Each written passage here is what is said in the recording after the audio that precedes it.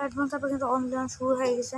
প্রথমে জাস্ট তোমরা ক্রোমে ঢুকে অ্যাডভান্স অ্যাপে লিখবে, তারপর এই অ্যাডভান্স অ্যাপের উপর ক্লিক মারবে। ক্লিক করার পর এখন তোমরা রেজিস্ট্রেশন করতে হবে। রেজিস্ট্রেশন জাস্ট আমাদের রেজিস্ট্রেশন কোনটা দিয়ে করবো আমরা তো জানি না, কোনটা দিয়ে রেজিস্ট্রেশন করাতে যেভাবে করলে ভালো হয় জিমেল দিয়ে।